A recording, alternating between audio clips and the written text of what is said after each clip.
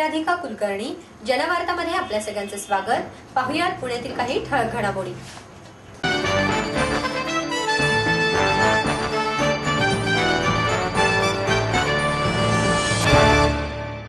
किरकोळ व्यापारामध्ये परदेशी गुंतवणूक नसावी, असं मत माजी केंद्रीय मंत्री राम नाईक यांनी व्यक्त केलं. व्यापार क्षेत्रातील योगदानाबद्दल स्टेशनरी कटलरी जनरल मर्चंट असोसिएशनतर्फे ज्येष्ठ व्यापारी किशनचंद करमचंदानी यांना राम नाईक यांच्या हस्ते व्यापार भूषण पुरस्कार देण्यात आला. त्यावेळी ते बोलत होते. रामेश्वर जाजू यांना उत्कृष्ट विक्रेता पुरस्कार, जगाराम चौधरी यांना उत्कृष्ट दुकान पुरस्कार, जीवन हेंद्रे यांना फिनिक्स पुरस्कार, मेधा साने यांना महिला व्यापारी पुरस्कार, ज्योती पुरंदरे यांना साधना गोरे पुरस्कार यावेळी प्रदान करण्यात आला.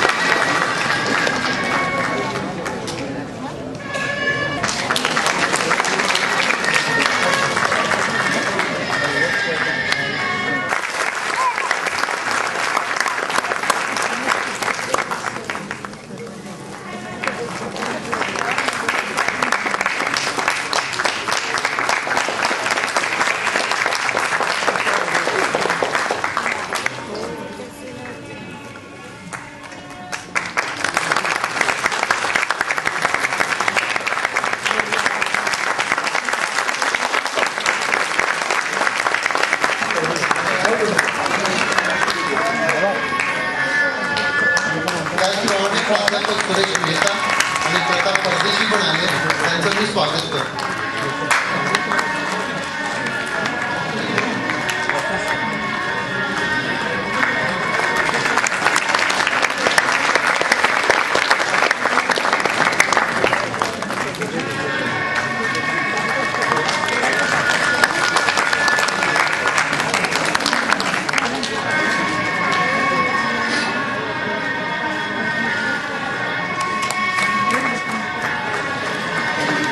मराठा चेंबर ऑफ कॉमर्सचे अध्यक्ष SK जैन, सुरेश प्रभुने, चंद्रशेखर लुनिया, मदनसिंह राजपूत, सुनील इनामदार, शिरीष बोधनी, सतीश देसाई यावेळी उपस्थित होते.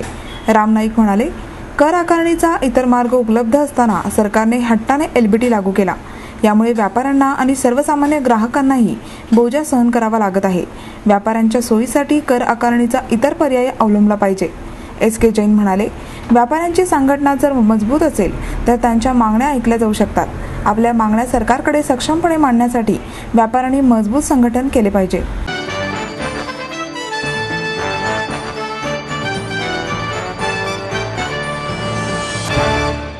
आई वडिलांनी पै जमवून मला शिकवण्याचा निर्णय घेतलेला कळत होता. माझ्या उच्च शिक्षणासाठी त्यांनी मला कायमचा आधार मिळवून दिला होता. त्यांनी स्वतःसाठी कधीच काही केलं नाही, पण माझ्यासाठी Samruddha Jeevan multi state multipurpose cooperative society limited. गुंतवणूक भावनांची, आनंद लक्षावधीचा. Samruddha Jeevan multistate multipurpose cooperative society limited.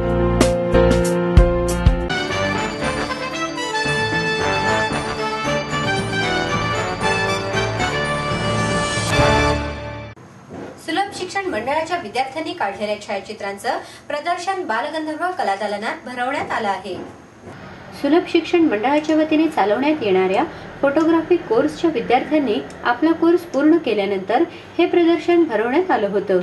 यामध्ये शीतल सोनुने, अपूर्वा पंचभाई, सुरभी धाराशिव, तपस्या घोरपडे, निखिल टोपे, सचिन दुधाणे, डेव्हिड जीवराज, अभिषेक भालेराव आणि रोहित वासवंड यांनी काढलेल्या 100 छायाचित्रांचा समावेश होता.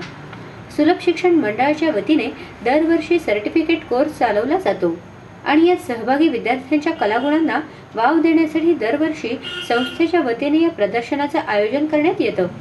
विद्यार्थ्यांना यासाठी कोणताही विषय न देता छायाचित्र काढण्याची संधी देण्यात येऊन त्यांनी काढलेली छायाचित्र या प्रदर्शनात मांडण्यात येतात.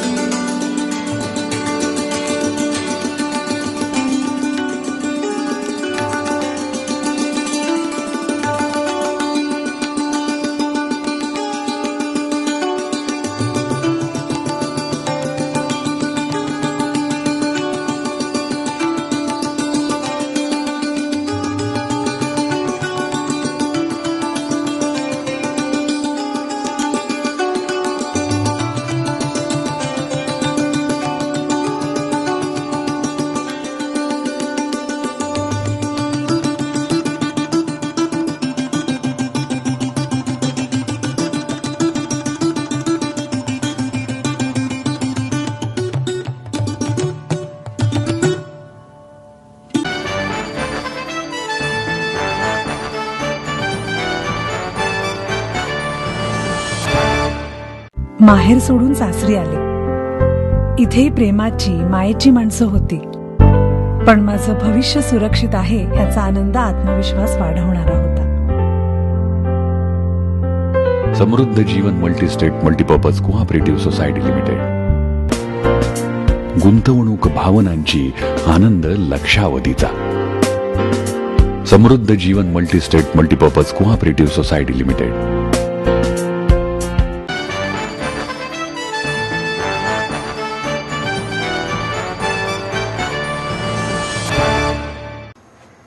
टोळी पद्धत बंद करण्याच्या मागणीसाठी आडत्यांनी बेमुदत बंद पुकारला आहे.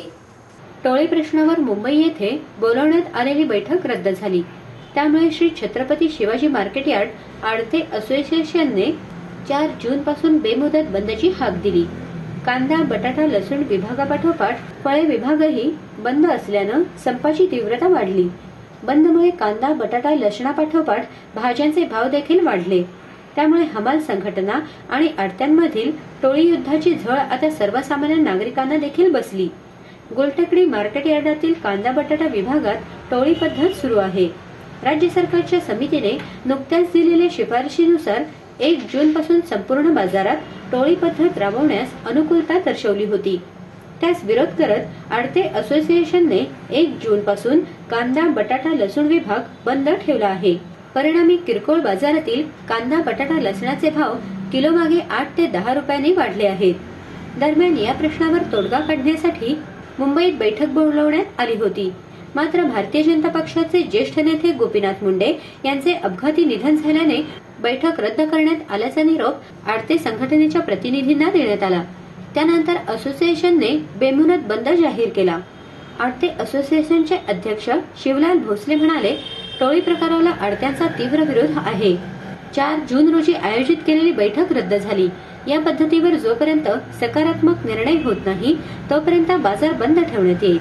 काही केळी आणि आंबा व्यापाऱ्यांची फळे पक्व झाली असल्याने त्यांना आंदोलनातून 1 दिवसाची सूट देण्यात आली आहे.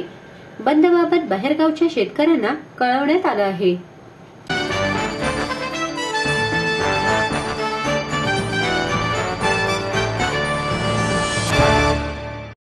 एडमिशन के साथ अपॉइंटमेंट लेटर भी। B civil, computers, electronics, electronic and telecommunications, IT and mechanical. MA computers, electronics, IT and mechanical, diploma engineering, mechanical and computer, MBA finance, HR and marketing, BCA, BBA, MBA and MCA for engineering और साथ ही D.Pharm, B.Pharm और M.Pharm भी। Siddhant international school CBSE from nursery to 5th standard, Siddhant college. Transport एवं hostel facility, 22 एकड़ का विशाल campus, AICT Delhi और Pune university द्वारा मान्यता प्राप्त। समृद्ध करियर की ओर सिद्धांत कॉलेज, सुदुमरे, पुणे। एडमिशन के लिए आज ही कॉल करें या लॉग ऑन करें।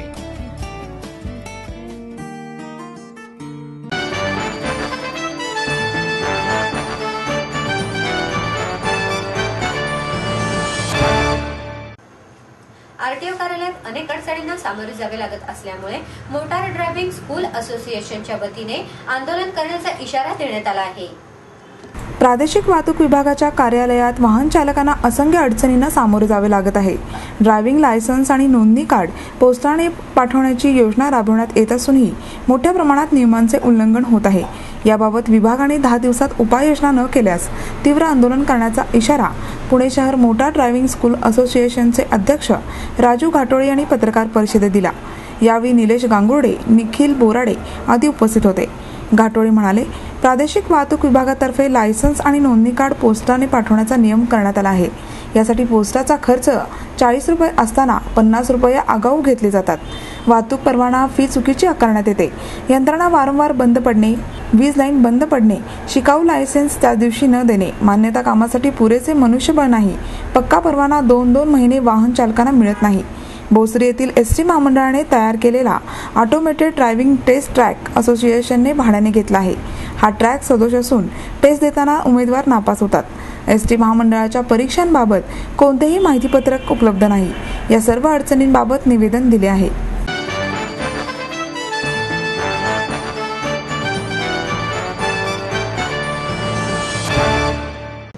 राजकीय कोपरखळा आणि विजयाचे कौतुक अशा वातावरणात झणझणीत या पुस्तकाचं प्रकाशन करण्यात आलं। झणझणीत या पुस्तकाच्या प्रकाशन निमित्ताने गृहमंत्री RR पाटील, सहकार मंत्री हर्षवर्धन पाटील आणि भारतीय जनता पार्टीचे प्रदेशाध्यक्ष देवेंद्र फडणवीस एकत्र आले होते। यावेळी वात्रटीकाकार रामदास फुटाणे, सकाळचे संपादक मल्हार अरणकल्ले, पुस्तकाचे लेखक योगेश कुटे आणि सुल खुटवडी व्यासपीठावर उपस्थित होते। गेल्या 15 वर्षांपासून विरोधी पक्ष म्हणून युतीचे नेते उत्तम भूमिका पार पाडत आहेत। अशीच भूमिका त्यांनी यापुढेही निभावावी असं हर्षवर्धन पाटील यांनी आपल्या विनोदी शैलीत सांगितलं। त्याचवेळी फडणवीस यांनी काँग्रेसचे हे वाक्य आम्ही गेल्या 15 वर्षांपासून ऐकत आहोत, कौतुक करून ते आम्हाला गोड शब्दात गुंडाळून ठेवत आहेत, पण आता आम्ही ऐकणार नाही अशी भूमिका मांडली। ही दोन्ही मते ऐकून RR पाटील यांनी चिमटा काढण्याची संधी सोडली नाही। दिल्लीत नरेंद्र आणि महाराष्ट्रात देवेंद्र अशी चर्चा सुरू आहे, पण या पदासाठी अशी चर्चा रंगणे दुःखदायक असते।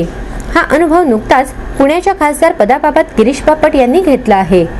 फडणवीस म्हणाले, एका हिंदी वाक्यामुळे पाटील यांना मोठ्या अडचणीला सामोरे जावे लागले होते, त्यामुळे आता त्यांनी हिंदी बोलायचे सोडून दिले आहे असे आम्हाला दिसून आले।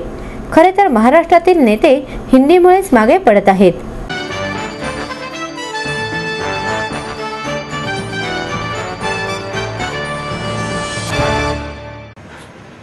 रस्त्यावरील फेरीवाला ते प्रख्यात पब्लिसिटी डिझायनर असा प्रवास करणाऱ्या श्रीकांत धोंगडे यांच्या साठवणीतील आठवणी या पुस्तकाचं 8 जून रोजी प्रकाशन करण्यात येणार आहे। कॉन्टिनेंटल प्रकाशनाच्या संचालक देवयानी कुलकर्णी अभ्यंकर यांनी पत्रकार परिषदेत ही माहिती दिली। यावेळी पुस्तकाचे लेखक श्रीकांत धोंगडे उपस्थित होते। बालगंधर्व रंगमंदिरात प्रसिद्ध अभिनेते सचिन पिळगावकर यांच्या हस्ते या पुस्तकाचे प्रकाशन 8 जून रोजी सायंकाळी 5 वाजता होणार आहे। यानिमित्त श्रीकांत धोंगडे यांचा जीवन प्रवास मुलाखतीच्या माध्यमातून उलगडला जाणार आहे। यावेळी निर्माती कांचन धर्माधिकारी, कवी संदीप खरे यांच्यासह अनेक कलाकार या कार्यक्रमाला उपस्थित राहणार आहेत।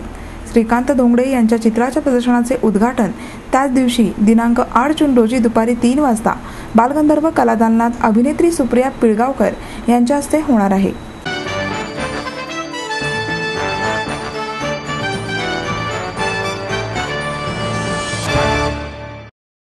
आपलं स्वप्न, आपलं मन, आपलं स्वतःचं घर हेच खरं धन.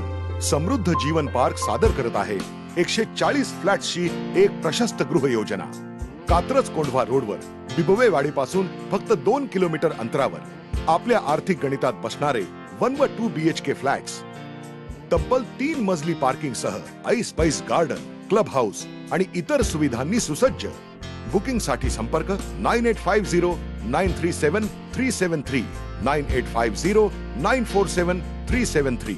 समृद्ध जीवन, नांदी सौभाग्याची, सुरुवात प्रगतीची.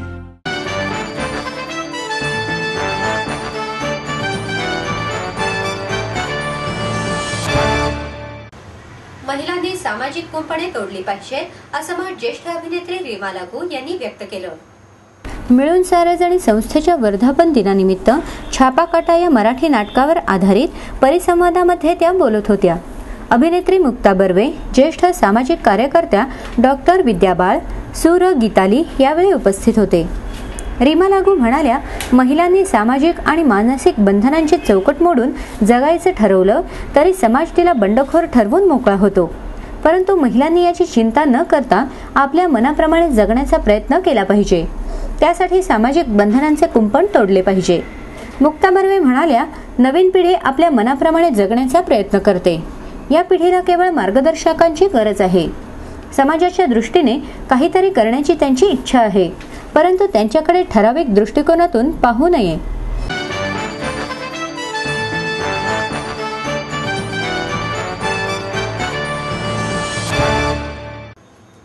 आणि याबरोबरच हे बातमीपत्र संपलं. पुन्हा भेटूया उद्या याच वेळी. नमस्कार.